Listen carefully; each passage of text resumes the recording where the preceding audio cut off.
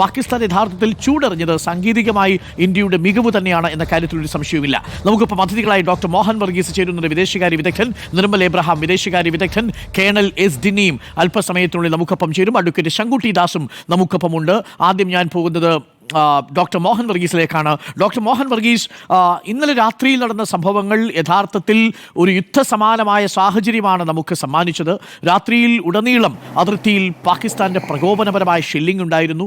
പൂഞ്ചിലും ഉറിയിലും കുപ്വാരയിലും രജൌരിയിലും അടക്കം തുടർച്ചയായി പാകിസ്ഥാൻ്റെ പ്രകോപനം ഒരു ഭാഗത്ത്. മറുഭാഗത്ത് ഇന്നിപ്പോൾ പ്രസ് ബ്രീഫിംഗിൽ പറഞ്ഞതുപോലെ 400ഓളം, നമ്മൾ കരുതിയത് 100ഓളം ഡ്രോണുകൾ എന്നാണ്. ഇന്നിപ്പോൾ പ്രസ് ബ്രീഫിംഗിൽ വളരെ വ്യക്തമായി പറയുന്നു 300 to 400 ഡ്രോൺസ്, അതും ടർക്കിഷ് ഡ്രോണുകൾ ഉപയോഗിച്ചുകൊണ്ട്. ഒന്ന്, നമ്മളുടെ സംവിധാനത്തിൻ്റെ ഇൻ്റലിജൻസ് പരിശോധിക്കാൻ; രണ്ട്, നമ്മുടെ വിമാനത്താവളങ്ങളെ ആക്രമിക്കാൻ വേണ്ടിയിട്ടുള്ള പാകിസ്ഥാൻ്റെ നീക്കങ്ങൾ. ഇതാണ് ഇന്നലെ നമ്മൾ കണ്ടത്. നമ്മൾ തിരിച്ച് റിട്ടാലിയേറ്റ് ചെയ്തു. പ്രസ് ബ്രീഫിംഗ് അനുസരിച്ച് 4 കേന്ദ്രങ്ങളിലാണ് നമ്മൾ റിട്ടാലിയേറ്റ് ചെയ്തിരിക്കുന്നത്. ഒരു സ്ഥലത്തെ എയർ റഡാർ സംവിധാനം നമുക്ക് തകർക്കാൻ കഴിഞ്ഞിട്ടുണ്ട് എന്നുള്ളതാണ്. ഇപ്പോൾ വിദേശ രാജ്യങ്ങളുടെയൊക്കെ പ്രതികരണം വരുന്നു. അമേരിക്ക, JD വാൻസ് പറയുന്നത് ഇരു രാജ്യങ്ങളുടെയും വിഷയത്തിൽ തൽക്കാലം ഇടപെടാനില്ല എന്നാണ്. ഏതു നിലയിലേക്കാണ് കാര്യങ്ങൾ പോകുന്നത്? ഇപ്പോൾ ഇന്ത്യയുടെ സാങ്കേതിക വിദ്യയുടെ കരുത്ത് പാകിസ്ഥാൻ മനസ്സിലാക്കിയിരിക്കുന്നു. പല റിപ്പോർട്ടുകളും വരുന്നുണ്ട്. അതിൽ ഇന്ന് എക്സ്റ്റേണൽ അഫയേഴ്സ് സെക്രട്ടറി പറഞ്ഞത് ഗുരുദ്വാരകളും ക്രിസ്ത്യൻ പള്ളികളും ലക്ഷ്യമിട്ടുകൊണ്ട് പാകിസ്ഥാൻ ആക്രമണം നടത്തി എന്നുള്ള കാര്യം കൂടി വരുന്നുണ്ട്. പാകിസ്ഥാൻ്റെ നീക്കത്തെ നമ്മൾ എങ്ങനെയാണ് സമീപിക്കേണ്ടത്? എന്താണ് ഇനി മുന്നോട്ടുള്ള നീക്കമായി താങ്കൾ മനസ്സിലാക്കുന്നത്? ഡോക്ടർ മോഹൻ വർഗീസ്.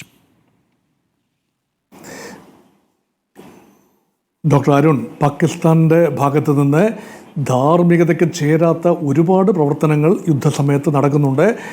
അതുമാത്രമല്ല, ഇതൊരു ഇന്ത്യയുടെ പ്രോപ്പഗൻഡ യുദ്ധമാണ് എന്ന രീതിയിലുള്ള വ്യാജ നറേറ്റീവുകളും പാകിസ്ഥാൻ പടച്ചുവിടുന്നുണ്ട്. നോക്കൂ, യഥാർത്ഥത്തിൽ പൂഞ്ചിലെ ഒരു ഗുരുദ്വാര ആക്രമണ വിധേയമാവുകയാണ്. CMI കമ്മ്യൂണിറ്റിയുടെ ഒരു ക്രൈസ്റ്റ് സ്കൂൾ ആ ഭാഗത്ത് ആക്രമണ വിധേയമാകുന്നു. വലിയ തോതിലുള്ള നാശനഷ്ടങ്ങൾ സാധാരണക്കാരുടെ ഇടയിലേക്ക് ഷെല്ലാക്രമണത്തിലൂടെ കൊണ്ടുവരികയാണ്. അതിനൊക്കെ പുറമെയാണ് 400ഓളം ഏറിയൽ ഓബ്ജക്ട്സ്, അത് ഡ്രോണുകളും വിമാനങ്ങളും എല്ലാം കിടക്കുന്ന 400ഓളം സോർട്ടീസ് അവിടെ സംഭവിച്ചു എന്നാണ് പറയുന്നത്. 36 നഗരങ്ങൾ. അതിനർത്ഥം ഇത് കേവലം ഒരു യുദ്ധ സമാനമായ അന്തരീക്ഷമല്ല ഡോക്ടർ അരുൺ. ഇത് യഥാർത്ഥ യുദ്ധത്തിൻ്റെ ഒരു അപ്രഖ്യാപിത യഥാർത്ഥ യുദ്ധത്തിൻ്റെ ലക്ഷണങ്ങളെല്ലാം പേറുന്ന ഒരു കാര്യമാണ്. ഇത് നോക്കൂ, പാകിസ്ഥാൻ ഉപയോഗിച്ച ടർക്കിഷ് നിർമ്മിത ഡ്രോണുകൾ യഥാർത്ഥത്തിൽ തുർക്കിയുടെ ഒരു സാന്നിധ്യം അദൃശ്യമായിട്ടാണെങ്കിൽ പോലും, ഇൻഡയറക്റ്റ് ആണെങ്കിൽ പോലും തുർക്കിയുടെ സാന്നിധ്യം കുറേ കാലമായി പ്രതീക്ഷിച്ചിരുന്നത് തന്നെയാണ്. തുർക്കി ഒരു വലിയ സിവിലൈസേഷണൽ ശക്തിയായി, ഇസ്ലാമിക ലോകത്തെ വലിയ സിവിലൈസേഷണൽ പവറായി ഉയർന്നു വരാൻ മുൻകാല സാമ്രാജ്യത്വ ശക്തി കൂടിയായ ടർക്കി ആഗ്രഹിക്കുന്നത് സ്വാഭാവികമാണ്. അതുകൊണ്ട് ഏതെങ്കിലും ഒരു ഇസ്ലാമിക രാജ്യം ആക്രമണ വിധേയമാവുകയാണെങ്കിൽ തുർക്കി അതിനനുകൂലമായി അതിനോട് ചേർന്ന് നിന്നുകൊണ്ട് ആക്രമണത്തിൽ പങ്കെടുക്കും എന്ന ഒരു ടർക്കിഷ് ഡോക്ട്രിനുണ്ട്. അത് ഒരു പരിധിവരെ സാധൂകരിക്കുന്ന രീതിയിലാണ്. നേരിട്ടുള്ള തുർക്കിഷ് ഇൻവോൾവ്മെൻറ്റ് ഇല്ല എങ്കിൽ പോലും ടർക്കി നൽകിയ ഡ്രോണുകളാണ് എന്നത് ആ വിവരം ഇന്നലെ നമുക്കത്ര ലഭ്യമല്ലായിരുന്നു. ഇന്ന് വൈകി വരുന്ന വിവരങ്ങളനുസരിച്ച് ഈ ഡ്രോണുകൾ പ്രധാനമായും ടർക്കിഷ് നിർമ്മിതമാണ്. കഴിഞ്ഞ ദിവസം ഭാരതം വെടിവെച്ചിട്ട 53ഓളം ഡ്രോണുകൾ, അത് ഒരു വസ്തുതയാണ്. പക്ഷേ 53 അല്ല, ഏറിയൽ സർവൈലൻസിന് വേണ്ടി നമ്മുടെ സംവിധാനങ്ങൾ മാപ്പ് ചെയ്യുന്നതിന് വേണ്ടി വിട്ട ഡ്രോണുകൾ ഉൾപ്പെടെ ഉണ്ടായിരുന്നു എന്ന രീതിയിലാണ് കാര്യങ്ങൾ. അതുകൊണ്ട് എസ്കലേഷൻ മോഡിലേക്ക് ഡോക്ടർ അരുൺ, ഇത് ലെവൽ 2 എസ്കലേഷനാണ്. ലെവൽ 1 എസ്കലേഷൻ, അതാണ് ഒറിജിനൽ എസ്കലേഷൻ. അത് നമ്മുടെ സൈനിക വക്താക്കൾ വളരെ ഭംഗിയായി വിവരിക്കുകയും ചെയ്തു. Original escalation took place on 22 April 2025. അവിടെയാണല്ലോ തുടക്കം. അതിനെ ഒരു കട്ട് ഓഫ് മാർക്കായിട്ട് എടുത്തു കഴിഞ്ഞാൽ further escalation number 2, level 2 escalation, അതും തുടങ്ങിയിരിക്കുന്നത് പാകിസ്ഥാൻ തന്നെയാണ്. അപ്പോൾ ഇന്ത്യയുടെ വ്യോമാതിർത്തി ലംഘിച്ചുകൊണ്ട് ഡ്രോണുകളും വിമാനങ്ങളും മിസൈലുകളും കടന്നു വന്നതുകൊണ്ട് മാത്രമാണ് ഇന്ത്യക്ക് റിറ്റാലിയേഷൻ വേണ്ടി വന്നത്. ഇതൊരു റിറ്റാലിയേറ്ററി സ്ട്രൈക്ക് മാത്രമാണ്, പ്രൊപ്പോർഷനേറ്റ് റിറ്റാലിയേറ്ററി സ്ട്രൈക്കാണ്. ഒരുപക്ഷെ മൂന്നാമത്തെ, ഇനി എന്നോട് ചോദിച്ചത് ഇനി എന്ത് എന്നതാണ്. ഒരു വേവ് 3യിലേക്ക് നീങ്ങുകയാണെങ്കിൽ ഓൾ ഔട്ട് ഒരു യുദ്ധത്തിലേക്ക് കലാശിക്കാനുള്ള സാധ്യതയാണ്. ആ രീതിയിലുള്ള ബിൽഡപ്പാണ് ഇപ്പോൾ നടന്നുകൊണ്ടിരിക്കുന്നത്. നോക്കൂ, ഇപ്പോഴൊരു ടെസ്റ്റിംഗ് ഓഫ് വാട്ടേഴ്സ് എന്ന നിലയിൽ എയർ സുപ്പീരിയോറിറ്റി ആർക്ക് എന്ന് നിർണ്ണയിക്കാനുള്ള ആദ്യഘട്ട പോരാട്ടമാണ് ഇവിടെ നടക്കുന്നത്. നോക്കൂ, ആധുനിക യുദ്ധത്തിൽ എയർ സുപ്പീരിയോറിറ്റി വളരെ പ്രധാനപ്പെട്ട കാര്യമാണ്. അതുകൊണ്ടാണ് ഗ്രൗണ്ടിലുള്ള എയർ ഡിഫൻസ് സംവിധാനങ്ങളെയാണ് ഒരു രാജ്യം ആദ്യം ആക്രമണം നടക്കുമ്പോൾ ആദ്യം ടാർഗറ്റ് ചെയ്യുന്നത്. അതുപോലെ തന്നെ ഇവിടെ നമ്മുടെ 4 വിമാനത്താവളങ്ങളും അതുപോലെ എയർ സ്ട്രിപ്പുകൾ അടങ്ങുന്ന മറ്റ് ഇടങ്ങളും സൈനിക താവളങ്ങളും ടാർഗറ്റ് ചെയ്തപ്പോൾ ഭാരതത്തിൻ്റെ എയർ സ്പേസ് എത്രത്തോളം യുദ്ധം സജ്ജമാണ് എന്ന രീതിയിലുള്ളൊരു പരീക്ഷണമാണ് പാകിസ്ഥാൻ ആദ്യഘട്ടത്തിൽ ചെയ്തത്. ആ പരീക്ഷണം അമ്പേ പാളി. പാകിസ്ഥാൻ്റെ ഡ്രോണുകൾക്കും വിമാനങ്ങൾക്കും മിസൈലുകൾക്കും കാര്യമായ നാശനഷ്ടങ്ങൾ സംഭവിപ്പിക്കാൻ കഴിഞ്ഞില്ല എന്നത് ഭാരതത്തിൻ്റെ അഭിമാനമാണ്. പ്രത്യേകിച്ച് നേരത്തെ ഇവിടെ ഡോക്ടർ അരുൺ സൂചിപ്പിച്ച ഈ തദ്ദേശീയമായി വികസിപ്പിച്ചെടുത്ത മിസൈലുകൾ, ആകാശ് മിസൈലുകളുടെ ഒരു ഓപ്പറേഷണൽ എഫിഷ്യൻസി വെളിവാക്കുന്ന ഒന്നാന്തര സമയമാണ്. കാരണം ഇവിടെ വലിയ തോതിൽ നമ്മൾ വിദേശ രാജ്യങ്ങൾ S-400 ഉൾപ്പെടെയുള്ള അഡ്വാൻസ്ഡ് മിസൈൽ പ്രതിരോധ സംവിധാനങ്ങളെ സോഴ്സ് ചെയ്യുമ്പോഴും തദ്ദേശീയമായി ഡെവലപ്പ് ചെയ്യുന്ന അർജുൻ ബാറ്റിൽ ടാങ്കുകളും ആകാശ് മിസൈലുകളും അതുപോലെ തന്നെ മറ്റ് സംവിധാനങ്ങളും ഭാരതത്തിന് ആവശ്യമായി വരും. ഇനി ഇത് മാത്രം റീപ്ലനിഷിംഗ് ആവശ്യമാണ്. പെട്ടെന്ന് പോയി റഷ്യയിൽ നിന്ന് വാങ്ങാനാവില്ല. അതുകൊണ്ട് ഭാരതം ഉപയോഗിക്കുന്ന തദ്ദേശീയമായി ഡെവലപ്പ് ചെയ്ത, ഇനി ടാങ്ക് യുദ്ധത്തിലേക്ക് കടക്കുകയാണെങ്കിൽ അർജുൻ ബാറ്റിൽ ടാങ്ക് ഉൾപ്പെടെയുള്ള ബാറ്റിൽ ടാങ്കുകൾ ഉപയോഗിക്കാം. അതുപോലെ എയർക്രാഫ്റ്റ് ഉൾപ്പെടെ തേജസ് വിമാനങ്ങൾ ഉൾപ്പെടെ ഹിന്ദുസ്ഥാൻ എയറോനോട്ടിക് ലിമിറ്റഡ് തദ്ദേശീയമായി വികസിപ്പിച്ചതാണ്. അതുകൊണ്ട് ഭാരതം കൂടുതൽ സെൽഫ് റിലയൻ്റ് ആയി വരുന്നു, യുദ്ധസജ്ജമായി വരുന്നു. മറ്റു രാജ്യങ്ങൾ എന്താ നിലപാടെടുത്താലും ശരി, അത് ഇന്ത്യക്ക് എതിരാവുന്നില്ല എന്ന് നയതന്ത്ര തലത്തിൽ ഉറപ്പുവരുത്തുകയും അതേസമയം സ്വന്തം കാലിൽ സൈനികമായി നിൽക്കാൻ ഒക്കുന്ന രീതിയിലേക്ക് ഭാരതം വളർന്നു കഴിഞ്ഞു. ലോകത്തെ 4ാമത്തെ വലിയ സൈനിക ശക്തിക്ക് അഭിമാനപൂർവ്വം ആക്രമണത്തെ തടഞ്ഞു നിർത്താൻ കഴിഞ്ഞു എന്നത് ചില്ലറ നേട്ടമല്ല. ഡോക്ടർ അരുൺ, ഓക്കെ, ഞാൻ തിരിച്ചു വരാം അങ്ങയിലേക്ക്. നമുക്കിപ്പം നിർമ്മൽ എബ്രഹാം കൂടിയുണ്ട്, വിദേശകാര്യ വിദഗ്ധൻ. Nirmal Abraham, very good evening. നമ്മൾ ഇന്നലെ സംസാരിക്കുമ്പോഴുള്ള സാഹചര്യമല്ല, നമ്മൾ ഇന്നലെ സംസാരിച്ചു തീർന്ന് മണിക്കൂറുകൾക്കുള്ളിലാണ് പാകിസ്ഥാന്റെ ഭാഗത്തു നിന്നും മിലിറ്ററി ഭാഷയിൽ പറഞ്ഞാൽ ലെവൽ 2-ലുള്ള എസ്കലേഷൻ സംഭവിച്ചിരിക്കുന്നത്. പ്രത്യേകിച്ച് നമ്മളുടെ വിമാനത്താവളങ്ങളുടെ വ്യോമ പ്രതിരോധ ശേഷി അളക്കാൻ വേണ്ടിയായിരുന്നു എന്നുള്ളതാണ് ഇപ്പോൾ ഇന്ത്യൻ സേനയുടെ കണക്കുകൂട്ടൽ. അതൊരു ഭാഗത്ത് നിൽക്കുന്നു. നയതന്ത്ര ചർച്ചകൾക്കുള്ള സാധ്യതകൾ എത്രത്തോളം ഉണ്ട് എന്നുള്ളതാണ് എൻ്റെ നേരിട്ടുള്ള ചോദ്യം. പക്ഷേ പാകിസ്ഥാനിലെ കാര്യങ്ങൾ കൂടി അങ്ങൊരു പക്ഷേ നിരീക്ഷിക്കുന്നുണ്ടാവും. പാകിസ്ഥാനിൽ അസീം മുനീർ അവിടെ അൺപോപ്പുലർ ആയിക്കൊണ്ടിരിക്കുന്നു എന്നാണ് നമ്മൾ മനസ്സിലാക്കുന്നത്. അതേസമയം തന്നെ തെഹ്രീക്ക് ഇൻസാഫ് അവിടെ വലിയ പ്രതിഷേധത്തിലാണ് എന്നറിയുന്നു. നിലവിൽ പാകിസ്ഥാൻ ഗവൺമെൻറ്റിന് ഒരു ജനപിന്തുണ കിട്ടാത്ത സാഹചര്യം ക്വറ്റ ഒരു ഭാഗത്ത് ബലൂചിസ്ഥാൻ ലിബറേഷൻ ആർമി പിടിച്ചടക്കി എന്ന് പറയുന്നു. അതായത് പാകിസ്ഥാൻ്റെ പടിഞ്ഞാറ് ഭാഗത്തെ ഏകദേശം 40-42% വരുന്ന ബലൂചിസ്ഥാൻ പ്രദേശത്തിൽ പാകിസ്ഥാന് സമ്മർദ്ദമുണ്ട്. മറുഭാഗത്ത് ഇന്ത്യയുടെ അറേബ്യൻ സീയിൽ കറാച്ചി ലക്ഷ്യമിട്ടുകൊണ്ട് INS വിക്രാന്തും സൂറത്തും ഇന്നലെ നീങ്ങിയിരുന്നു. അതടക്കമുള്ള സമ്മർദ്ദം ഒരു ഭാഗത്തുണ്ട്. അമേരിക്ക അടക്കമുള്ള രാജ്യങ്ങൾ ഈ വിഷയത്തിൽ ഇപ്പോൾ ഇടപെടില്ല എന്ന് പറഞ്ഞു കഴിഞ്ഞു. എന്താണ് നമ്മൾ മനസ്സിലാക്കേണ്ടത്? 2 കാര്യങ്ങളാണ്. ഒന്ന്, ഇന്നലെ നടന്ന ഈ മിലിറ്ററി ആക്ഷനെ താങ്കൾ എങ്ങനെ കാണുന്നു? 2, പാകിസ്ഥാൻ്റെ ഉള്ളിലുള്ള ഡെവലപ്മെൻറ്റ്സ് എങ്ങനെയാണ് ഇനി മുന്നോട്ടുള്ള ഈ സ്ഥിതിഗതികളെ നിയന്ത്രിക്കാൻ പോകുന്നത്? നിർമ്മൽ എബ്രഹാം.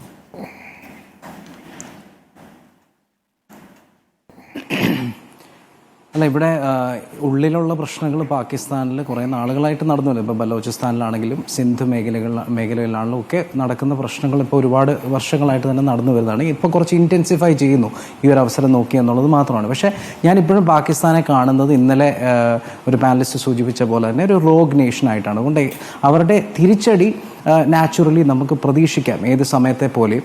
അതിന് ഒരു വലിയ റീസൺ ഞാൻ കാണുന്നു. ഇന്നിപ്പോൾ അമേരിക്ക ഇടപെടില്ല എന്ന് താങ്കൾ പറഞ്ഞു. അതിപ്പം അങ്ങനെ ഒരു സ്റ്റേറ്റ്മെൻറ്റ് വരുമ്പോഴത്തേക്കും അമേരിക്ക ഇടപെടുന്നതിനേക്കാൾ കൂടുതൽ ഏത് രാജ്യം പറഞ്ഞാലാണ് പാകിസ്ഥാൻ അടങ്ങിയിരിക്കുക എന്നുള്ള ചോദ്യത്തിന് ഉത്തരം കൃത്യമാണ്. ചൈന പറഞ്ഞു കഴിഞ്ഞാൽ പാകിസ്ഥാൻ ആ നിമിഷം എല്ലാം ഡ്രോപ്പ് ചെയ്യും. ഞാൻ ചില ക്രൂഡായിട്ട് പറയാം, China is in a position to say Pakistan call me your daddy. That's what they would say. ആ ഒരു ലെവലിലാണ് ഇപ്പോൾ ചൈന. കാരണം അവരുടെ IMF-ഉം വേൾഡ് ബാങ്കും കഴിഞ്ഞ് ഏകദേശം 30% ഫണ്ടിങ് കൊടുക്കുന്ന രാജ്യമായി മാറി ചൈന. അവിടെ CPEC ഉൾപ്പെടെയുള്ള ഇൻഫ്രാസ്ട്രക്ചർ പ്ലാനുകളും സ്കീമുകളും അതുവഴി ഓടുന്നു. അങ്ങനെ നിൽക്കുമ്പോഴത്തേക്കും ചൈന ഒരു വാക്ക് പറഞ്ഞാൽ പാകിസ്ഥാൻ നിർത്തേണ്ട ആവശ്യമേ ഉള്ളൂ. ആ ചൈന ഇരട്ടത്താപ്പ് കാണിക്കുന്നതാണ് എന്നെ അത്ഭുതപ്പെടുത്തുന്നത്. നേരത്തെ എൻ്റെ സംശയം ഒന്നുകൂടെ മൂർച്ഛിപ്പിക്കുന്നത്. കാരണം ചൈന ഒറ്റ വാക്ക്, ഇത് ഇത്രയും നാളായിട്ട് ചൈന പറഞ്ഞുകൊണ്ടിരിക്കുന്ന 2 പേരും അടങ്ങൂ, എന്താണ് ഈ കാണിച്ചുകൊണ്ടിരിക്കുന്നത് പറയുന്നു. പക്ഷേ അതേസമയം ചൈന ഒരു വാക്ക് പറഞ്ഞു കഴിഞ്ഞാൽ പാകിസ്ഥാൻ അവസാനിപ്പിക്കുന്നതേ ഉള്ളൂ എന്നുള്ളതാണ് ഒരു വശം. രണ്ടാമത്തെ വശം, ഇന്ത്യ ഇന്നിപ്പം ചില സൂചനകൾ തന്നതനുസരിച്ച് എനിക്ക് മനസ്സിലാകുന്നത്, പ്രസ് മീറ്റിൽ നിന്ന് മനസ്സിലാകുന്നത്, കുറച്ചുകൂടെ ഡിപ്ലോമാറ്റിക് ആയിട്ടുള്ള ഒരു ആക്ഷനിലേക്ക് ഇന്ത്യ നീങ്ങാൻ ശ്രമിക്കുന്നു എന്നുള്ളതാണ്. അതിലൊന്നാണ് IMF-ൽ ഇന്ത്യ പോയി റിക്വസ്റ്റ് ചെയ്യാൻ പോകുന്നു എന്നുള്ളത്, പാകിസ്ഥാനെ ഫൈനാൻഷ്യലി പ്രഷർ ചെയ്യാൻ. പക്ഷെ അവിടെ ശരിക്കും പറഞ്ഞു കഴിഞ്ഞാൽ എത്ര രാജ്യങ്ങൾ നമ്മുടെ കൂടെ നിൽക്കും എന്നുള്ളത് ആ ഒരു സമയത്ത് അറിയാൻ പറ്റും. കാരണം IMF-ൽ പല ഡിസിഷൻസിനും എടുക്കുന്നത് താങ്കൾക്കറിയാവുന്ന പോലെ തന്നെ വോട്ടിംഗ് വെച്ചിട്ടാണ്. ഇതുപോലുള്ള ചെറിയ ലോൺ ഡിസ്പേഴ്സ്മെന്റ് പോലുള്ള ചെറിയ ഡിസിഷൻസിന് 50% വോട്ട് മതി. പക്ഷേ ഇന്ത്യക്ക് നിലവിൽ അവിടെ 2.6% റെപ്രസെൻറ്റേഷൻ അഥവാ വോട്ടേ ഉള്ളൂ. അതുകൊണ്ട് ഇന്ത്യക്ക് ഒറ്റയ്ക്ക് തീരുമാനിക്കാൻ പറ്റില്ല. കൂടെ അമേരിക്ക വേണം, ജപ്പാൻ വേണം, വലിയ വോട്ട് ഷെയറുള്ള ചൈന നമ്മുടെ കൂടെ നിൽക്കില്ല. അമേരിക്കയും ജപ്പാനും ഫ്രാൻസും ജർമ്മനിയും ഇറ്റലിയും UK-യും റഷ്യയും ബ്രസീലും എല്ലാം നമ്മുടെ കൂടെ നിന്നാൽ മാത്രമേ ഉള്ളൂ IMF-നടുത്ത് നമുക്ക് അത് റേസ് ചെയ്യാൻ പറ്റുള്ളൂ, അല്ലാതെ ക്ലിയറൻസിലോട്ട് എത്തിക്കാൻ പറ്റുള്ളൂ. മാത്രമല്ല IMF-ഉം ചോദിക്കാൻ പോകുന്നത് അവിടുത്തെ ടെറർ സിറ്റുവേഷൻ അല്ല. IMF ചോദിക്കാൻ പോകുന്നത്, IMF പറയുന്നത് ഞങ്ങൾ പൈസ കൊടുക്കുന്നത് നിർത്തണമെങ്കിൽ ഞങ്ങൾ കൊടുക്കുന്ന പൈസ പാകിസ്ഥാൻ ടെറർ ഫണ്ടിങ്ങിനായിട്ട് ഉപയോഗിച്ചു എന്നുള്ളതിൻ്റെ തെളിവ് ഞങ്ങൾക്ക് തരണം എന്ന് IMF റിക്വസ്റ്റ് ചെയ്യും. അത് കൃത്യമായിട്ട് ഇന്ത്യക്ക് കാണിക്കാൻ സാധിക്കണം. അങ്ങനെ ഉണ്ടെന്നുണ്ടെങ്കിൽ ഡിപ്ലോമാറ്റിക്കലി കുറച്ച് മാറ്റം അവിടെ വരും. പിന്നെ അതുകൊണ്ട് ഞാൻ പ്രതീക്ഷിക്കുന്നത് അവിടെ ഇന്റേണലി എത്ര ഇഷ്യൂസ് ഇപ്പോൾ ഇത്രയും നാളുകളായിട്ട് നടക്കുന്നു, അവിടെ കണ്ടിന്യൂ ചെയ്യുന്നു. അവിടുന്ന് റിറ്റാലിയേഷൻ ഒരു റോഗ് നേഷൻ ആയതുകൊണ്ട് ചോദ്യം, സാധാരണ നമ്മൾ ഭയന്നിരുന്നത് ഇന്ത്യക്കെതിരെയുള്ള ഒരു നീക്കം പാകിസ്ഥാനെ യുണൈറ്റ് ചെയ്യുമെന്നാണ്. ഇപ്പോൾ ബലൂചിസ്ഥാൻ ലിബറേഷൻ ആർമി ആണെങ്കിലും തെഹ്രീക്ക് ഇൻസഫ് ആണെങ്കിലും പാകിസ്ഥാനുള്ളിലെ ആർമിയിലെ വിമത വിഭാഗമാണെങ്കിലും ISI ആണെങ്കിലും ഇവരെല്ലാവരും ഒരുമിച്ചു ചേരും എന്നാണ് നമ്മൾ കരുതിയത്. പക്ഷേ ഇപ്പോൾ ഇതുവരെയും നമ്മൾക്ക് പാകിസ്ഥാനിലെ സ്ഥിതിഗതികൾ നോക്കുമ്പോൾ പാകിസ്ഥാൻ അങ്ങനെ ഒരു യൂണിറ്റി കാണാൻ കഴിയുന്നില്ല. പാകിസ്ഥാൻ പാർലമെന്റിൽ ഇന്നിപ്പോൾ ഷെഹ്സാദ് ഷെരീഫിനെ പ്രതിപക്ഷ MP ഭീരുവാണ് എന്നാണ് വിശേഷിപ്പിച്ചത്. ഇന്നലെ ഒരു MP വന്ന് പൊട്ടിക്കരയുന്നത് നമ്മൾ കണ്ടു. അതേപോലെ ഇമ്രാൻഖാന്റെ അനുയായികൾ തെരുവിലിറങ്ങുന്നത് നമ്മൾ കണ്ടു. അപ്പോൾ നമ്മൾ ഉദ്ദേശിച്ചതുപോലെ ഒരു യൂണിറ്റി, ഒരു ആന്റി ഇന്ത്യ യൂണിറ്റി പാകിസ്ഥാനിൽ ഉണ്ടായിട്ടില്ലേ?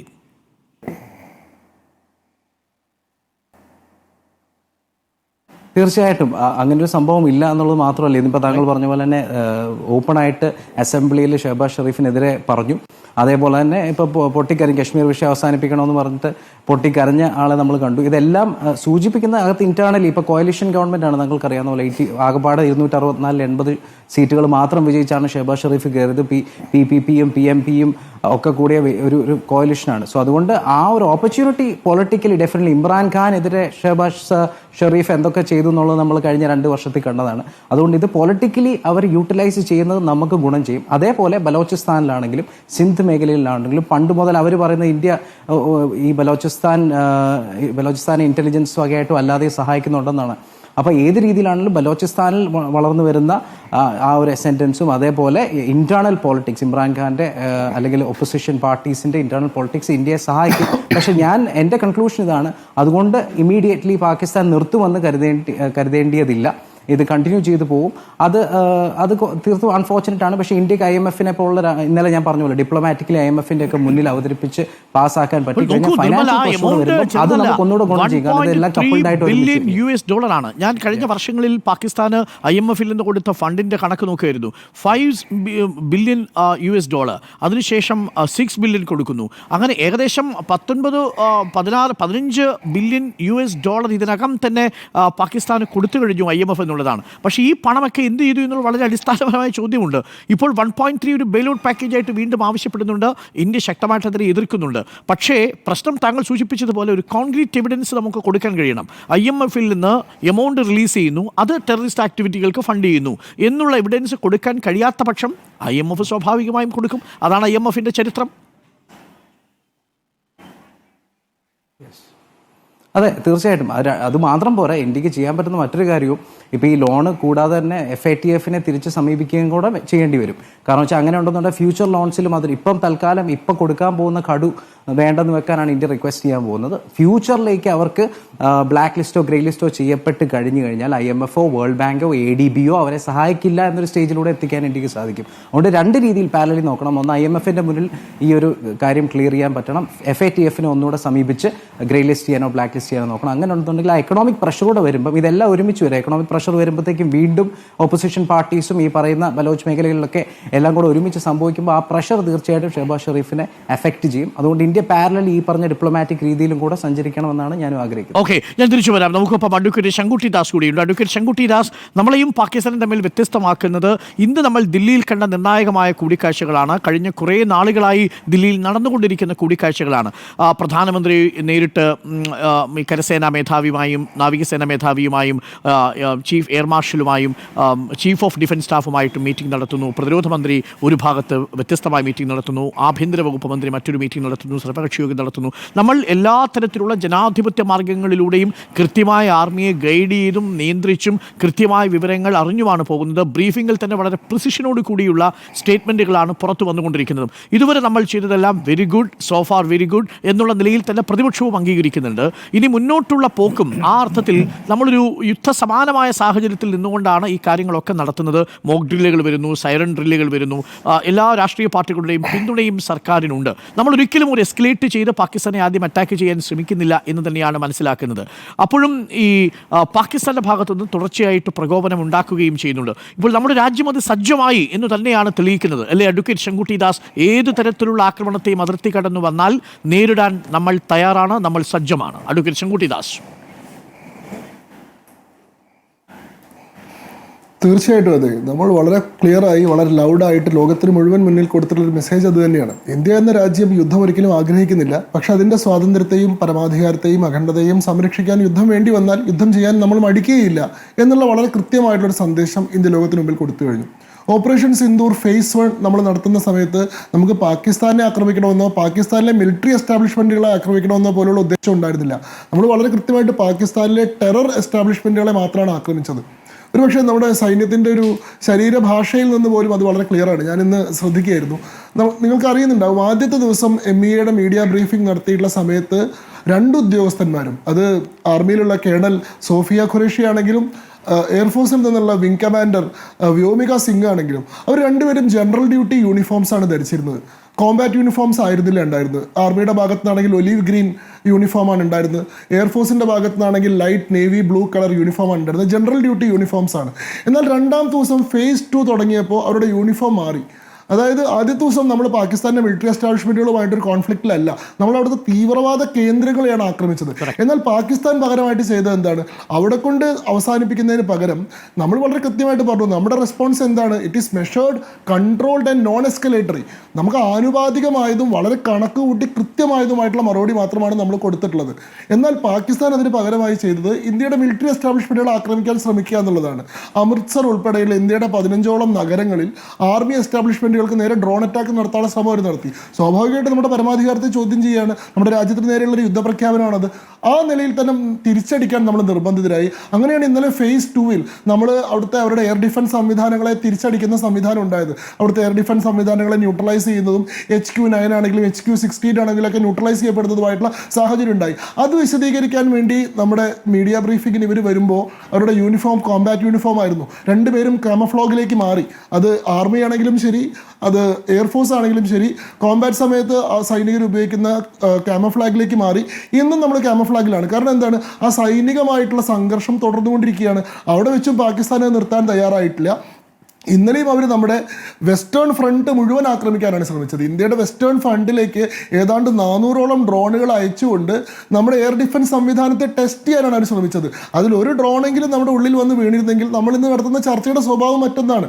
ഇപ്പം നമുക്ക് അതിനെ മുഴുവൻ പ്രതിരോധിക്കാൻ സാധിച്ചത് കൊണ്ടാണ്, 400 ഡ്രോണുകളെയും ന്യൂട്രലൈസ് ചെയ്യാനും അതിൻ്റെ ഡെബ്രിസ് അവിടെ തന്നെ വീഴ്ത്താനും സാധിച്ചത് കൊണ്ടാണ് നമുക്കിങ്ങനെ സൗകര്യമായിട്ടും സമാധാനപൂർവ്വം ഇരുന്ന് ചർച്ച നടത്താൻ സാധിക്കുന്നത്. അതല്ലെങ്കിൽ ഒരു സമ്പൂർണ്ണ യുദ്ധത്തിലേക്ക് കാര്യങ്ങൾ തിരിയുന്ന അവസ്ഥ ഉണ്ടാവുമായിരുന്നു. പക്ഷേ അവരുടെ ആ രീതിയിലുള്ള പരിശ്രമങ്ങളെ പരാജയപ്പെടുത്താൻ നമ്മുടെ പ്രതിരോധ സംവിധാനങ്ങൾക്ക് സാധിച്ചു എന്നത് ഇന്ത്യ അതിൻ്റെ പ്രതിരോധ മേഖലയിൽ എത്രത്തോളം കഴിഞ്ഞ വർഷങ്ങൾക്കിടയിൽ എത്രത്തോളം സ്വയം പര്യാപ്തതയും എത്രത്തോളം ടെക്നോളജിക്കൽ അഡ്വാൻസ്മെൻറ്റും കൈവരിച്ചിട്ടുണ്ട് എന്നതിൻ്റെ വളരെ കൃത്യമായിട്ടുള്ള സന്ദേശമാണ്.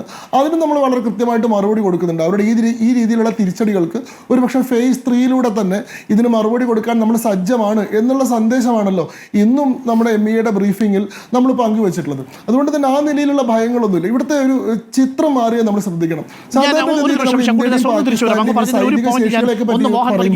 വിശദീകരിക്കാൻ ആവശ്യപ്പെടട്ടെ. ഞാൻ അങ്ങയിലേക്ക് തിരിച്ചു വരാം.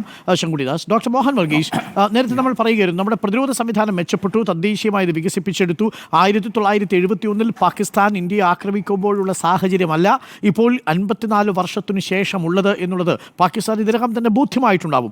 പക്ഷേ അതോടൊപ്പം തന്നെ അങ്ങ് ശ്രദ്ധിച്ചിട്ടുണ്ടാവും തുടർച്ചയായിട്ട് നടക്കുന്ന നമ്മളുടെ ബ്രീഫിങ്ങുകൾ, മീറ്റിങ്ങുകൾ, അതിൻ്റെയൊക്കെ സ്വഭാവം. അതേസമയം ഇതൊന്നുമില്ലാതെ പാകിസ്ഥാനിൽ ആർമി വളരെ പിഴച്ച നീക്കങ്ങൾ നടത്തുന്നത്. ഇന്നലത്തെ നീക്കത്തിനെതിരെ അസീം മുനീറിനെതിരെ വലിയ രോഷമുണ്ട് പാകിസ്ഥാൻ്റെ മിലിറ്ററിയിൽ തന്നെ എന്നാണ് നമ്മൾ മനസ്സിലാക്കുന്നത്. കാരണം ഇന്ത്യയിലേക്ക് ഇന്ത്യ ശക്തമായ പ്രതിരോധ സംവിധാനങ്ങളുള്ള ഇന്ത്യയിലേക്ക്, പഴുതടച്ച പ്രതിരോധ സംവിധാനങ്ങളുള്ള ഇന്ത്യയിലേക്ക് ഇന്നലെ രാത്രിയിൽ അവർ തൊടുത്ത ഡ്രോണുകളൊന്നും ലക്ഷ്യം കാണാതെ പോയി. അതേസമയം ഇന്റർനാഷണൽ കമ്മ്യൂണിറ്റിയുടെ മുന്നിൽ ഇന്ത്യക്ക് തെളിവായി ഇന്നിപ്പോൾ ഇതാ പറയുകയാണ്, സിവിൽ എയർലൈൻ പോലും ഉപയോഗിച്ചുകൊണ്ടാണ് ടർക്കിഷ് ഡ്രോണുകൾ പറത്തുകയും അവാക്സ് അടക്കമുള്ള സംവിധാനങ്ങൾ ഉപയോഗിക്കുകയും ഒക്കെ ചെയ്തത് എന്നുള്ളതാണ്. ചില വിമാനങ്ങൾ വെടിവെച്ചിട്ടു എന്നുള്ള വാർത്തകൾ നാഷണൽ മീഡിയ കൊടുക്കുന്നുണ്ടായിരുന്നു. പക്ഷേ ആ കാര്യത്തിൽ കൺഫർമേഷൻ ആയിട്ടില്ല.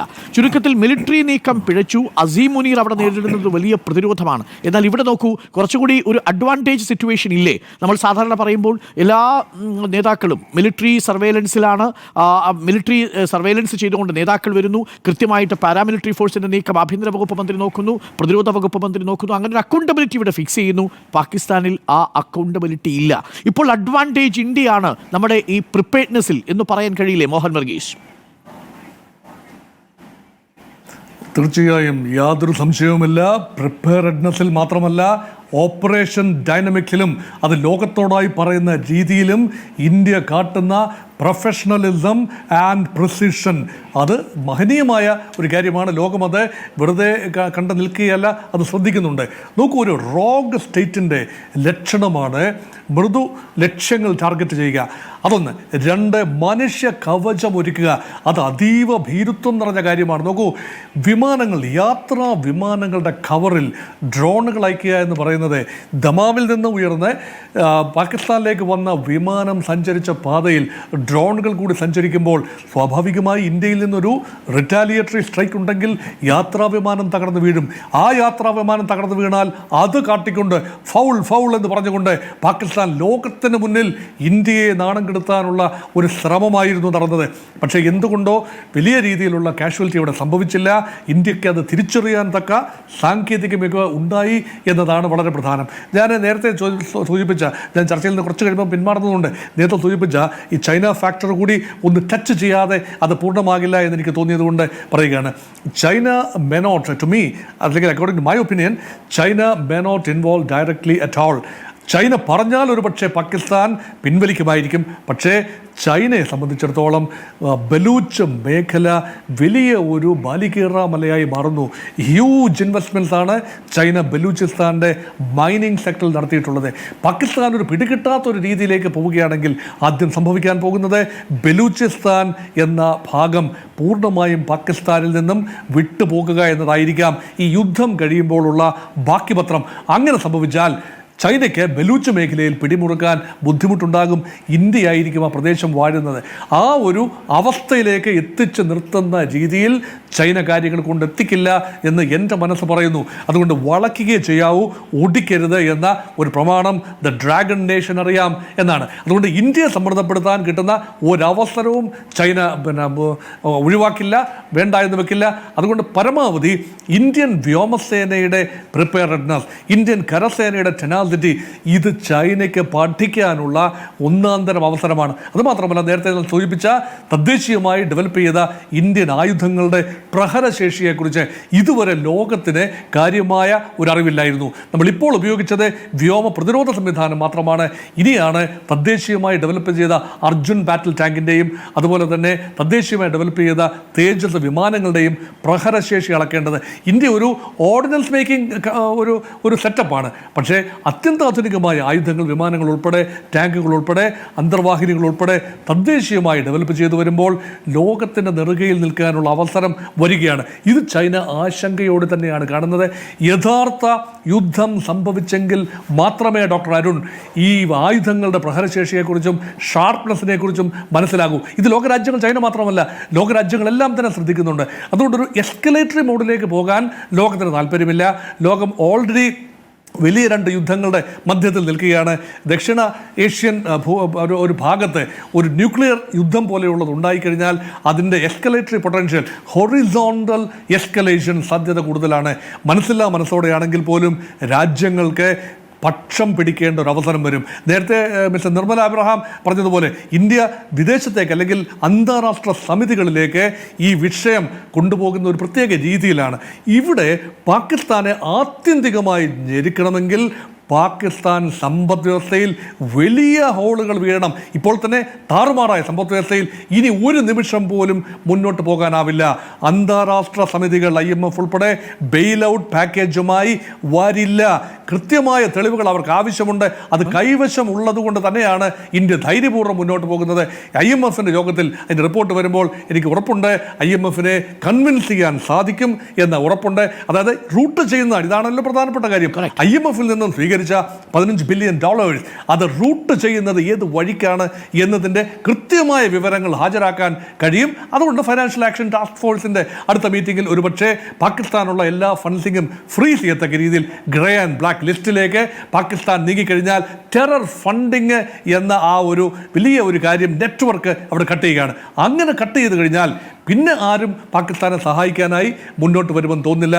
ചൈന ഉൾപ്പെടെ പാകിസ്ഥാൻ ഒരു ബാധ്യതയായി കണ്ടു കഴിഞ്ഞാൽ, പാകിസ്ഥാൻ തീവ്രവാദം എക്സ്പോർട്ട് ചെയ്യുന്ന രാജ്യമാണ്. ആ രാജ്യത്തുമായിട്ട് ബാന്ധവമുണ്ടെങ്കിൽ ചൈനയ്ക്ക് ആത്യന്തികമായി ചൈനയുടെ ഷിൻജിയാങ് പ്രോവിൻസ് ഉൾപ്പെടെ ഒരുപക്ഷെ ഭീകരതയുടെ ഒരു താവളമായി മാറും. അതുകൊണ്ട് ഒരു പരിധിയിൽ കൂടുതൽ ചൈനയ്ക്ക് മുന്നോട്ട് പോകാനാവില്ല. അന്താരാഷ്ട്ര സമൂഹം ഉണർന്ന് പ്രവർത്തിക്കേണ്ട സമയങ്ങളാണ്. ഇന്ത്യയുടെ നയതന്ത്രം ശരിയായ രീതിയിൽ തന്നെയാണ് പോകുന്നത് എന്നാണ്. Thank you doctor Mohan Varghese. വളരെ കൃത്യമായ നിരീക്ഷണമാണ്. ഞാൻ നിർമ്മൽ എബ്രഹാമിലേക്ക് കൂടി വന്നാൽ, നിർമ്മൽ എബ്രഹാം, ഇവിടെ നിന്ന് നമുക്ക് ഒരു കാര്യം കൂടി ചോദിക്കട്ടെ. നിലവിൽ സിവിൽ എയർലൈൻസിനെ മറയാക്കിക്കൊണ്ട്, അതിനെ ഷീൽഡാക്കിക്കൊണ്ടാണ് ഈ ഡ്രോണുകൾ ആക്രമണം നടത്തിയത് എന്നാണ് സോഫിയ ഖുറേഷി ഇന്ന് ചിത്രസഹിതം ഈ ഫ്ലൈറ്റ് റഡാർ 24 നിന്നെടുത്ത ദൃശ്യങ്ങൾ സൂചിപ്പിച്ചുകൊണ്ട് പറഞ്ഞത്. അതായത് ദമാമിൽ നിന്ന് പാകിസ്ഥാനിലേക്ക് വരുന്ന ഒരു വിമാനത്തെ മറയാക്കിക്കൊണ്ട്, അതിൽ തന്നെ വിദേശ യാത്രക്കാരുണ്ടായിരുന്നൊരു വിമാനത്തെ മറയാക്കിക്കൊണ്ടാണ് ഈ ഡ്രോൺ ആക്രമണങ്ങൾ തുടർച്ചയായിട്ട് നടത്തുന്നത്. അതൊരു പക്ഷേ ഇന്ത്യക്ക് വെച്ച് ട്രാപ്പായിരുന്നു എന്നാണ് നമ്മൾ മനസ്സിലാക്കുന്നത്. ഇപ്പോൾ ചില നിരീക്ഷകർ പറയുന്നതും അങ്ങനെയാണ്. കാരണം ഏതെങ്കിലും തരത്തിൽ ആ ഡ്രോണുകളെ വെടിവെച്ചിടാൻ വേണ്ടി ഇന്ത്യയുടെ പ്രതിരോധ സംവിധാനത്തിൽ നിന്ന് തൊടുക്കുന്ന മിസൈലുകൾ ഈ സിവിൽ എയർലൈനിൽ ടച്ച് ചെയ്തിരുന്നുവെങ്കിൽ ഇന്ന് പക്ഷേ സ്ഥിതി മാറിയേനെ. ഇപ്പോൾ ഇതുവരെ ഈ നിമിഷം നിൽക്കുന്ന അന്താരാഷ്ട്ര പിന്തുണ നമുക്ക് നഷ്ടപ്പെടുന്ന സാഹചര്യം ഉണ്ടാകുമായിരുന്നു. അത്തരത്തിൽ വലിയ ട്രാപ്പുകൾ ഒരുക്കിയാണ് പാകിസ്ഥാൻ ഒരു ഭാഗത്ത് നമ്മളുടെ മിലിറ്ററി അറ്റാക്കിനെ പരീക്ഷിച്ചു കൊണ്ടിരിക്കുന്നത്. അതൊരു ഭാഗത്ത് നിൽക്കുന്നു. അതേസമയം തന്നെ അന്തർദേശീയ രാഷ്ട്രങ്ങളുടെ പ്രതികരണം നോക്കൂ. ഇന്റർനാഷണൽ ഫോഴ്സസ് എങ്ങനെയാണ് പ്രതികരിച്ചിരിക്കുന്നത്? ഇപ്പോൾ അമേരിക്കയുടെ പ്രതികരണം നമ്മൾ കണ്ടു. അങ്ങ് പറഞ്ഞതുപോലെ ചൈന ഇക്കാര്യത്തിൽ ഒരു നിലപാട് സ്വീകരിച്ചാൽ ശരിയാകും എന്നുള്ളതാണ്. ഒരു ഭാഗത്ത് റഷ്യ യുക്രൈൻ യുദ്ധം നടക്കുന്നു, മറുഭാഗത്ത് ഇസ്രായേൽ പലസ്തീൻ കോൺഫ്ലിക്റ്റ് ഇപ്പോഴും നടക്കുന്നു. ഈ സാഹചര്യത്തിൽ ഒന്നും രാജ്യങ്ങൾ പറഞ്ഞതുപോലെയല്ല. ഇപ്പോൾ ഐക്യരാഷ്ട്ര സംഘടന പോലും ആ അർത്ഥത്തിലല്ലേ ഇന്ത്യ പാകിസ്ഥാൻ വിഷയത്തിൽ ഇടപെടുന്നത്? അതിൻ്റെ പരിമിതി എന്താണ് നിർമ്മൽ എബ്രഹാം?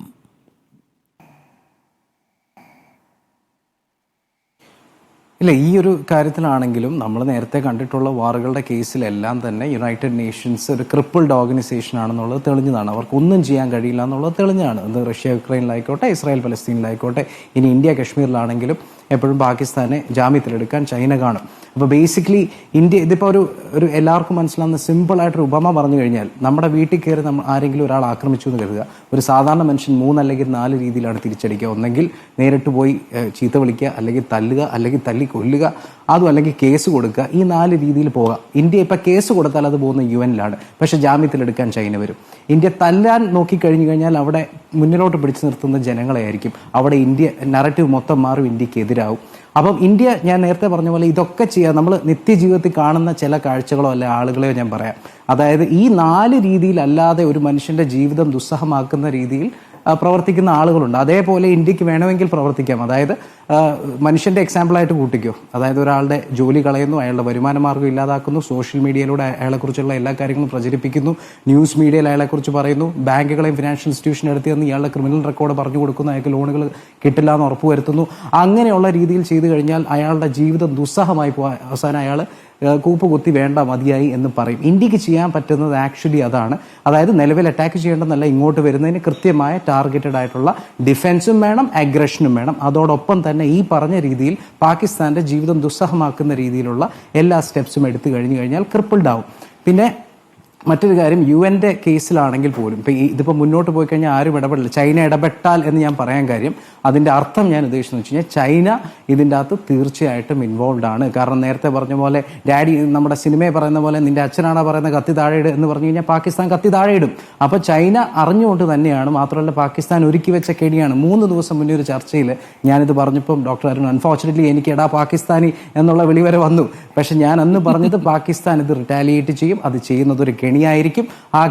ആ കെണിയിൽ ഇന്ത്യ ചെന്ന് കൊത്താൻ വേണ്ടി അവർ കാത്തിരിക്കും. അങ്ങനെ കൊത്തിക്കഴിഞ്ഞു കഴിഞ്ഞാൽ ഇതുവരെ ശബ്ദിക്കാതിരുന്ന അല്ലെങ്കിൽ പൊട്ടൻ കളിച്ച് നിൽക്കുന്ന ചൈന പോലും കണ്ടില്ലേ ഇന്ത്യ കാണിച്ചത് എന്ന് പറഞ്ഞ് തിരിയും. ഇതേവരെ ന്യൂട്രൽ അല്ലെങ്കിൽ ഓൾമോസ്റ്റ് ചെറിയ രീതിയിൽ ആന്റി ഇന്ത്യയെ നിൽക്കുന്ന ചില വിദേശ മാധ്യമങ്ങളൊക്കെ അപ്പം തന്നെ തിരിയും. അതിന് കൃത്യമായ ഉദാഹരണം പറയാം. പാകിസ്ഥാൻ ഡിനയൽ മോഡിൽ പോകുന്ന ഒരു സ്റ്റേറ്റ് ആണ്. 2008 ബോംബെ അറ്റാക്ക് നടന്നപ്പോൾ അവരെന്താ പറഞ്ഞത്? ഞങ്ങൾക്കറിയത്തില്ല, ഞങ്ങളുമായിട്ട് ഒരു ബന്ധവുമില്ല. കാബൂളിൽ ഇന്ത്യൻ എംബസി അറ്റാക്ക് ചെയ്തപ്പോൾ അവരെന്താ പറഞ്ഞ് വിഡ്ഢിത്തം വിളിച്ച് പറയുന്നു എന്ന് ഇന്ത്യൻ മീഡിയയോട് പറഞ്ഞു. അതേപോലെ തന്നെ ബിൻ ലാദൻ എവിടെ? ഞങ്ങളുടെ നാട്ടിലെങ്ങും ഇല്ല എന്ന് പറഞ്ഞു. ഇതെല്ലാം അവസാനം കണ്ടുപിടിച്ച എവിടെയാണ്? പാകിസ്ഥാനിലാണ്. അതേപോലെ തന്നെ ഇപ്പൊ TRF കേസിലും അവർ പറയുന്നു. അപ്പം അന്നൊക്കെ ഇതേ വിദേശ മാധ്യമങ്ങൾ ഇതേ ന്യൂട്രൽ സ്റ്റാൻസിൽ പാകിസ്ഥാൻ ഇങ്ങനെ പറയുന്നു, ഇന്ത്യ ക്ലെയിം ചെയ്യുന്നു ഇങ്ങനെയൊക്കെ ഉണ്ടെന്ന്, പക്ഷെ നമുക്കറിയില്ല എന്ന് പറഞ്ഞു. അതേ രാജ്യങ്ങളും മീഡിയ ഔട്ട്ലെറ്റ്സ് വരെ ഇന്ത്യ ഒരു അറ്റാക്ക് അറിയാതെ പോലും നടത്തി കഴിഞ്ഞാൽ മുഴുവൻ നറേറ്റീവ് മാറും. കാരണം പാകിസ്ഥാൻ നറേറ്റീവിന്റെ കാര്യത്തിൽ മിടുക്കരാണ്.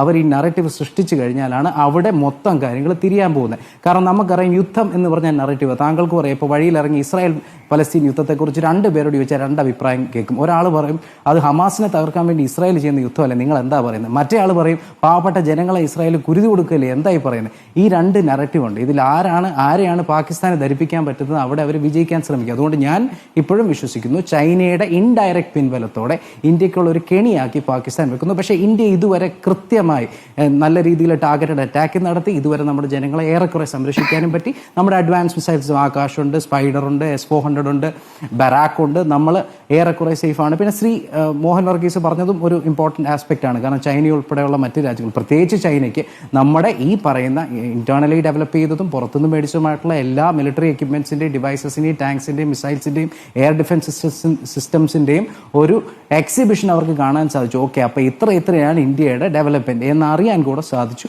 സോ അതുകൊണ്ട് ഏറെക്കുറെ കുറേയൊക്കെ ചൈനയ്ക്കും പാകിസ്ഥാനും കിട്ടി. പക്ഷേ ഇനിയും ഞാൻ വിശ്വസിക്കുന്നത് പാകിസ്ഥാൻ ഇങ്ങനത്തെ കെണികളിടും. അതിനു മുന്നേ പാരലലി പോയി അവരെ പ്രഷറൈസ് ചെയ്ത് ഈ കൈ ഊപ്പിച്ച് നിർത്തിപ്പിക്കുക എന്നുള്ളതാണ് ഇന്ത്യ ചെയ്യുന്നത്. അതിർത്തിയിൽ യുദ്ധസമാനമായ സാഹചര്യമാണോ എന്നുള്ളതാണ് ഒരു ചോദ്യം. ഇപ്പോഴത്തെ പ്രധാനപ്പെട്ട ചർച്ചാ വിഷയം ചൈനയുടെ ഈ വിഷയത്തിലെ താല്പര്യം എന്തായിരിക്കും? പാകിസ്ഥാനെ ട്രിഗർ ചെയ്യുന്ന മറ്റെന്തെങ്കിലും താല്പര്യങ്ങൾ പാകിസ്ഥാന് പുറത്തുണ്ടോ എന്നുള്ള വളരെ പ്രധാനപ്പെട്ട ഒരു ചോദ്യമാണ് ഇപ്പോൾ ഉന്നയിക്കപ്പെട്ടിരിക്കുന്നത്. അതല്ലെങ്കിൽ ബലൂചിസ്ഥാനിൽ നിക്ഷേപമുള്ള ചൈനയുടെ വ്യാപാര മേഖലയെ ഒരുപക്ഷെ ഇന്ത്യയുമായിട്ടുള്ള വ്യാപാര മേഖലയിൽ തന്നെ ബാധിച്ചേക്കാവുന്ന തരത്തിൽ ഇന്ത്യ പാകിസ്ഥാൻ സംഘർഷം വരുമ്പോൾ ചൈന എന്തുകൊണ്ട് നിശബ്ദമായിരിക്കുന്നു എന്നൊരു ചോദ്യമുണ്ട്. ഒരു ജനറൽ വാർണിംഗ് അല്ല, അത് ജനറൽ അഡ്വൈസ് അല്ലാതെ ചൈന എന്തുകൊണ്ട് സ്പെസിഫിക് ആയി പാകിസ്ഥാനോട് ഇത് അവസാനിപ്പിക്കണം എന്ന് നിർദ്ദേശിക്കുന്നില്ല എന്ന പ്രസക്തമായൊരു ചോദ്യമുണ്ട്. നമുക്കിപ്പം തുടരുന്നത് കേണൽ ഡിന്നിയാണ്. ഒപ്പം തന്നെ നമുക്കിപ്പം ശങ്കുട്ടിദാസും ഉണ്ട്. എനിക്ക് ശങ്കുട്ടിദാസിനോട് ചോദിക്കാനുള്ളത്, ഇന്നിപ്പോൾ ബ്രീഫിംഗിൽ വിക്രം മിശ്രി പറഞ്ഞ വളരെ പ്രധാനപ്പെട്ട ഒരു കാര്യം, പാകിസ്ഥാൻ പലതരത്തിലുള്ള ട്രാപ്പുകൾ വയ്ക്കുന്നുണ്ട്. അതിലൊരു ട്രാപ്പാണ് നേരത്തെ നമ്മൾ പറഞ്ഞ സിവിൽ എയർലൈനെ ഷീൽഡാക്കിക്കൊണ്ട് ടർക്കിഷ് ഡ്രോണുകൾ ഇന്ത്യയുടെ വ്യോമാതിർത്തിയിലേക്ക് പറത്തുന്നത്. അതിനെ തുടർന്ന് ഇന്ത്യ റിട്ടാലിയേറ്റ് ചെയ്താൽ സിവിൽ ലൈനിൽ അത് ടച്ച് ചെയ്യുകയാണെങ്കിൽ അത് ഇന്റർനാഷണലി ഇന്ത്യയെ സംബന്ധിച്ച് തല കുമ്പിട്ട് നിൽക്കേണ്ട അവസ്ഥയുണ്ടാക്കും. Number 1 trap. നമ്പർ 2 ട്രാപ്പ്, ഈ ഗുരുദ്വാര ലക്ഷ്യമിട്ടുകൊണ്ട് ആക്രമണം നടത്തുന്നു. CMAയുടെ ചർച്ചുകളും സ്കൂളുകളും കേന്ദ്രീകരിച്ചുകൊണ്ട് പാകിസ്ഥാൻ ആക്രമണം നടത്തുന്നു. എന്നിട്ട് ഇത് ആക്രമിച്ചത് നമ്മളാണ് എന്ന് വരുത്തി തീർക്കുന്ന വ്യാജ പ്രചരണവും നടക്കുന്ന ഒരു പ്രൊപ്പഗാൻഡ വാർ കൂടി ചൈന ചെയ്യുന്നുണ്ട്. അപ്പോൾ നമുക്ക് മിലിറ്ററിയെ മാത്രം പ്രതിരോധിച്ചാൽ പോരാ, അല്ലേ അഡ്വക്കേറ്റ് ശങ്കുട്ടിദാസ്? തീർച്ചയായിട്ടും അതെ. ഒരു യുദ്ധം നടക്കുമ്പോൾ അത് സൈനിക തലത്തിൽ മാത്രമല്ല, നയതന്ത്ര തലത്തിൽ ആദ്യം അതിൻ്റെ ഒരു കളൊരുക്കൽ നടക്കും. അതിനുശേഷം ഒരു പ്രൊപ്പഗൻഡ ഇൻഫർമേഷൻ വാർ നടക്കും. സ്വാഭാവികമായിട്ട് യുദ്ധങ്ങളെല്ലാം ഒന്നിച്ച് നേരിടാനുള്ള ശേഷി നമുക്ക് ഉണ്ട് എന്നുള്ളതാണ് കഴിഞ്ഞ കുറേ ദിവസങ്ങളായിട്ടുള്ള നമ്മുടെ അനുഭവങ്ങൾ കാണിക്കുന്നത്. നമ്മൾ ചൈനയെ പറ്റി പറയുമ്പോൾ പോലും ചൈന വളരെ സ്ട്രോങ്ലി വേർഡഡ് ആയിട്ട് ഇന്ത്യനെ അപലപിക്കുകയോ പാകിസ്ഥാനോടും ഇന്ത്യയോടും വളരെ സ്ട്രോങ് ആയിട്ട് ഈ കാര്യത്തിൽ ഇൻ്റർഫിയർ ചെയ്യാൻ ശ്രമിക്കുകയോ ചെയ്തിട്ടില്ല. അതിന് കാരണമായിട്ട് ഞാൻ മനസ്സിലാക്കുന്നത് എന്താണെന്ന് വെച്ചാൽ, ചൈനയെ പോലെ രാജ്യം ഈ യുദ്ധത്തിന് ശേഷം ഒരുപക്ഷെ കാര്യങ്ങൾ എസ്കലേറ്റ് ചെയ്യുകയും ഒരു ഓൾ ഔട്ട് വാർ ഉണ്ടാവുകയും ചെയ്താൽ അതിന് ശേഷമുള്ള ഞങ്ങളുടെ സ്റ്റേക്ക് എന്താണ് എന്നുകൂടി ആലോചിക്കുമല്ലോ. ചൈനയ്ക്ക് വലിയ ഇൻവെസ്റ്റ്മെൻ്റ് ഉള്ള ഒരു മേഖലയാണ് ബലൂചിസ്ഥാൻ എന്ന് പറയുന്ന പ്രദേശം. ഒരുപക്ഷെ ബലൂചിസ്ഥാനിലുള്ള ഇൻസർജൻസിയുടെ പ്രധാനപ്പെട്ട ഒരു ഘടകം പോലും അവിടുത്തെ കഴിഞ്ഞ വർഷങ്ങളിൽ വർദ്ധിച്ചു വന്നിട്ടുള്ള ചൈനീസ് പ്രസൻസ് ആണ്. ചൈനയ്ക്ക് വിട്ടുകൊടുത്തതുപോലെ പാകിസ്ഥാൻ്റെ ഒരുപാട് മേഖലകൾ, 40% മേഖല പാക് ഒക്യുപൈഡ് കാശ്മീരിൻ്റെ മേഖല അവർ ചൈനയ്ക്ക് ലീസിന് കൊടുത്തതുപോലെ ഇപ്പോൾ ഖൈബർ പഖ്തൂൻഖ്വയിൽ അതേപോലെ തന്നെ ബലൂചിസ്ഥാനിലെല്ലാം വളരെ ഇൻക്രീസ്ഡ് ആയിട്ടുള്ള ചൈനീസ് പ്രസൻസ് ഉണ്ട്. അപ്പോൾ ബലൂചിസ്ഥാനിൽ ഒരു പക്ഷേ ഈ പറയുന്ന യുദ്ധത്തിന് ശേഷം ഈ ഡിസിൻറ്റഗ്രേഷൻ ഓഫ് പാകിസ്ഥാൻ അക്ഷരാർത്ഥത്തിൽ സംഭവിച്ചാൽ പാകിസ്ഥാൻ എന്ന് പറയുന്നത് സിന്ധായിട്ടും ബലൂച്ചായിട്ടും പഞ്ചാബായിട്ടും ഖൈബർ പഖ്തൂൺഖയായിട്ടും 4 പ്രൊവിൻസായി പിരിഞ്ഞു കഴിഞ്ഞാൽ അപ്പോൾ തങ്ങളുടെ ഇൻട്രസ്റ്റ് എന്താണെന്ന് കൂടി ചൈന ആലോചിക്കണമല്ലോ. കാരണം ചൈനയുടെ ഈ ബെൽറ്റ് ആൻഡ് റോഡ് പ്രോജക്റ്റ് നടക്കണമെങ്കിൽ ആ പ്രോജക്റ്റ് പോകുന്നത് ബലൂചിസ്ഥാനിലൂടെയാണ്. ചൈനയുടെ വലിയ ഇൻവെസ്റ്റ്മെന്റ് നടക്കുന്നത് ബലൂചിസ്ഥാനിലാണ്. അപ്പോൾ അങ്ങനെയുള്ള ഇത്ത സാഹചര്യത്തിൽ ബലൂചിസ്ഥാനെ വല്ലാണ്ട് ഒഫൻഡ് ചെയ്യരുത് എന്നുള്ളൊരു താല്പര്യം കൂടി ചൈനയ്ക്കുണ്ട്. പാകിസ്ഥാൻ അവരുടെ ഇപ്പോഴത്തെ മിത്രമാണ് ശരി, പക്ഷെ നാളെ നമ്മുടെ മിത്രം ആരാണ് ആവേണ്ടത് എന്നുള്ള ചിന്ത കൂടി അവിടെ ഉണ്ടല്ലോ. അതുകൊണ്ട് തന്നെ ബലൂചിസ്ഥാൻ ഒരു all out war against Pakistan പ്രഖ്യാപിച്ചിരിക്കുന്ന സാഹചര്യത്തിൽ ഇപ്പോൾ ക്വെട്ടയിലെ ആർമി ബേസ് ഒക്കെ ബലൂചിസ്ഥാൻ പിടിച്ചെടുത്തു. അവരവിടെ ബലൂച്ച് ഫ്ലാഗ് റൈസ് ചെയ്തു. അവരിപ്പോൾ UN-ലേക്ക് കത്തയക്കുകയാണ്, ഇന്ത്യയുടെ ഡൽഹിയിലെ ഹൈക്കമ്മീഷനിലേക്കും അതേപോലെ തന്നെ UN-ലേക്കൊക്കെ കത്തയക്കുകയാണ്, ഞങ്ങളെ സ്വതന്ത്ര രാജ്യമായിട്ട് അംഗീകരിക്കണം എന്ന് പറഞ്ഞുകൊണ്ട്. അവരൊരു ഇൻഡിപെൻഡൻറ്റ് നേഷൻ ആണ് എന്നുള്ള ക്ലെയിം ഉന്നയിച്ചു തുടങ്ങിയിട്ടുണ്ട്. അപ്പോൾ അങ്ങനെയുള്ള സാഹചര്യങ്ങളിൽ ഇത് എങ്ങനെയാണ് ഉരുത്തിരിഞ്ഞ് വരിക എന്നതുകൂടി ചൈന നിരീക്ഷിക്കുന്നുണ്ടാവും എന്നുള്ളതാണ് കാണിക്കുന്നത്. അതുകൊണ്ടാണ് ഒരു വളരെ ശക്തമായിട്ടുള്ള പ്രതികരണം ചൈനയുടെ ഭാഗത്ത് ഉണ്ടായിട്ടില്ല. ചൈനയ്ക്ക് ഒരു വലിയ എംബാരസ്മെൻ്റ് ആണ് ഈ പാകിസ്ഥാൻ്റെ എയർ ഡിഫൻസ് സംവിധാനം സമ്പൂർണ്ണമായിട്ട് തകർന്നതിൽ. കാരണം ഇതെല്ലാം ചൈനീസ് സംവിധാനമാണ്. ഇപ്പോൾ S-400 നമ്മൾ ഉപയോഗിക്കുന്ന സുദർശൻ ചക്രയുടെ പ്രെഡിസസർ മോഡലായിട്ടുള്ള S-300-ൻ്റെ ചൈനീസ് വെർഷനാണ് പാകിസ്ഥാൻ ഉപയോഗിക്കുന്ന HQ-9 എന്ന് പറയുന്നത്. Every masterpiece as a cheap copy എന്ന് പറയുന്ന പോലെ ഇപ്പോൾ F-35 ചൈന ഉണ്ടാക്കിയിട്ടുള്ള ബദലാണ് അവരുടെ J-35. അതേപോലെ തന്നെ ഈ S-300 ചൈന ഉണ്ടാക്കിയിട്ടുള്ള ചൈനീസ് വേർഷനാണ് ഇവരുടെ HQ-9. ഈ HQ-9 ഒന്നും ആവശ്യ സമയത്ത് പ്രവർത്തിച്ചില്ല എന്നാണ് പറയുന്നത്. ചൈന നൽകിയിട്ടുള്ള എയർ ഡിഫൻസ് സംവിധാനത്തിൽ മാത്രം വിശ്വാസം അർപ്പിച്ചിരുന്നിരുന്ന പാകിസ്ഥാൻ ഇന്ത്യൻ ഡ്രോണുകളും ഇന്ത്യൻ മ്യൂണിഷൻ ലോയിറ്ററുകളും ഒക്കെ വന്ന സമയത്ത് അക്ഷരാർത്ഥത്തിൽ പ്രതിരോധമില്ലാതെ നിൽക്കുന്ന സാഹചര്യമായിരുന്നു. അപ്പോൾ ആ സമയത്ത് ഞങ്ങൾ ഈ വിഷയത്തിൽ ഇടപെടാതെ മാറി നിൽക്കുകയാണെന്ന് പറയുന്നത് ചൈനയെ സംബന്ധിച്ചുള്ള ഫേസ് സേവർ കൂടിയാണ്. കാരണം ആ വിഷയത്തിൽ ഡയറക്റ്റ്ലി പാകിസ്ഥാൻ്റെ ഒപ്പം നിന്ന് കഴിഞ്ഞാൽ ചൈനയുടെ ആയുധങ്ങളുടെ മികവിനെ സംബന്ധിച്ച് കൂടി ഒരു ചോദ്യം വരുന്ന സാഹചര്യം ഇവിടെയുണ്ട്.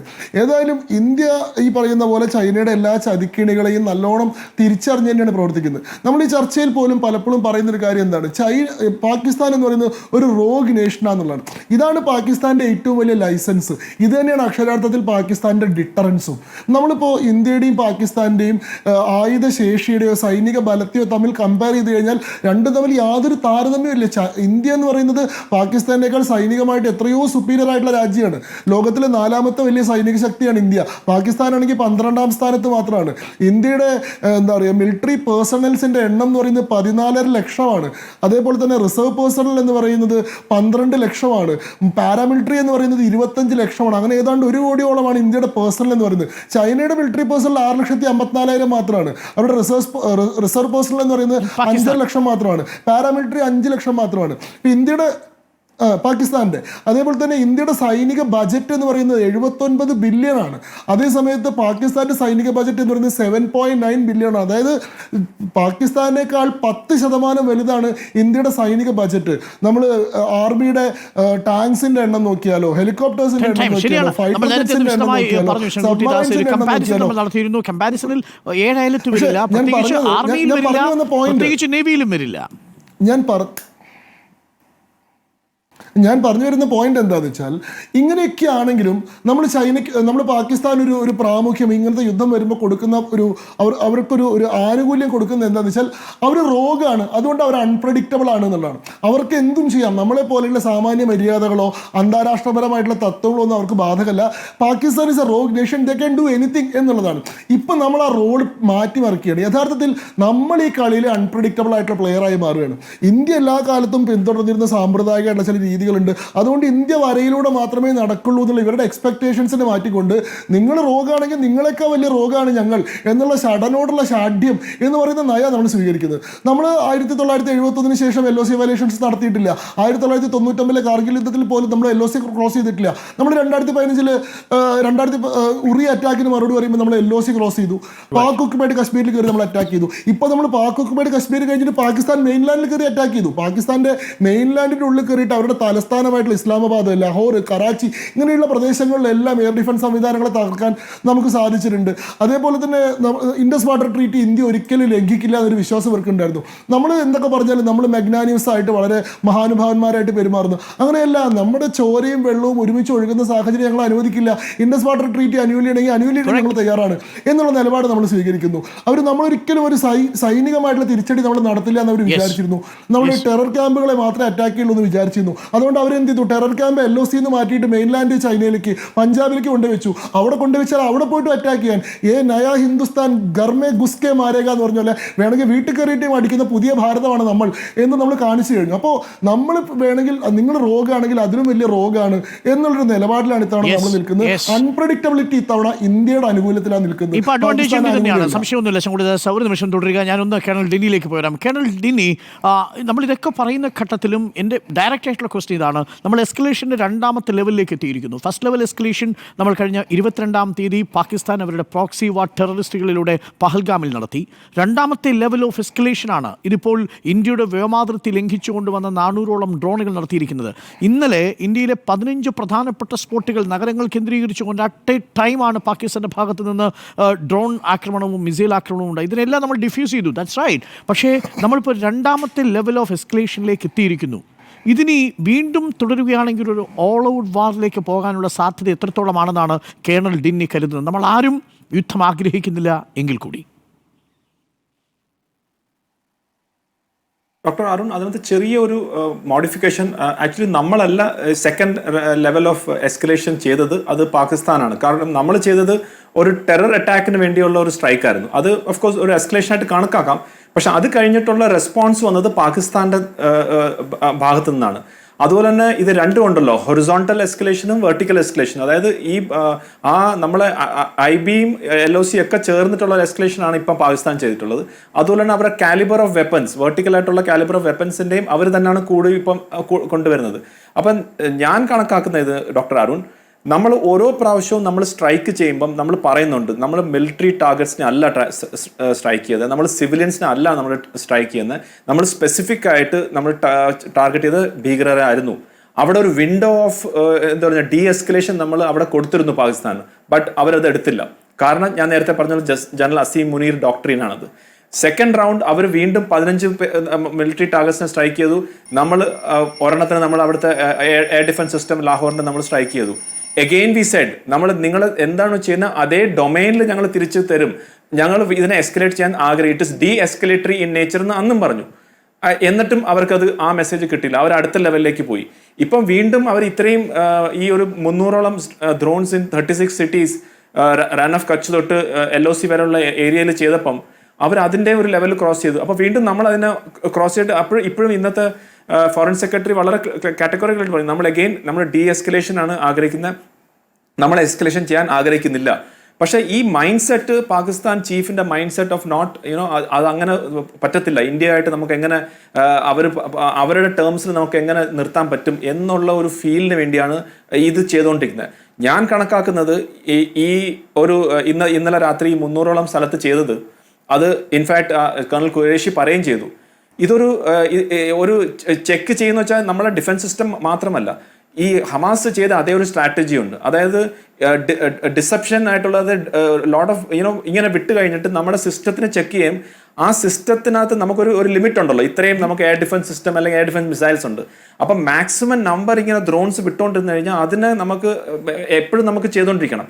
പക്ഷെ ആ ഒരു ചൊല്ലുണ്ടല്ലോ doctor Arun, quantity has a quality of its own. അതായത് ഒരു 300-400 ഡ്രോൺസ് ഇങ്ങനെ വിട്ടുകൊണ്ട് കഴിഞ്ഞാൽ എവിടെയൊക്കെ ഏതെങ്കിലുമൊക്കെ അത് എസ്കേപ്പ് ചെയ്ത് കാഷ്വാലിറ്റീസ് ഉണ്ടാക്കാൻ പറ്റും.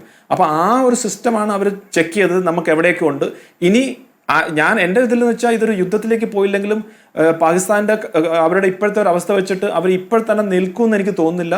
പ്രത്യേകിച്ച് അമേരിക്കയും US ഇതിനകത്തൊരു ഹാൻഡ്സ് ഓഫ് അപ്രോച്ചാണ് അവർ ചെയ്യുന്നത്. അതായത് അവർക്കൊരു റോളും ഇല്ല, നിങ്ങൾ ചെയ്തു എന്നുള്ള രീതിയിലേക്ക് വന്നു.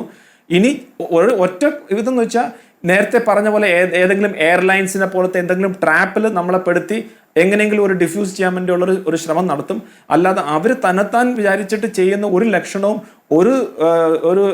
ഒരു സിംറ്റംസോ അല്ലെങ്കിൽ അതൊന്നും അല്ല അവിടുന്ന് വരുന്നത്. അവർ ഇതിനെ നെക്സ്റ്റ് ലെവലിലേക്ക് കൊണ്ടുപോകാനുള്ളൊരു ശ്രമം തന്നെയാണ് എന്നാണ് നമ്മൾ മനസ്സിലാക്കുന്നത്. അതിൻ്റെ പ്രിപ്പറേഷൻ തന്നെയാണ് ഇന്ത്യൻ സൈന്യം എടുത്തിരിക്കുന്നത്. Okay, thank you Shri colonel Dinny, thank you Sankutty Das, thank you Nirmal Abraham, thank you Mohan Varghese ചർച്ചയിൽ പങ്കുചേർന്നതിന്.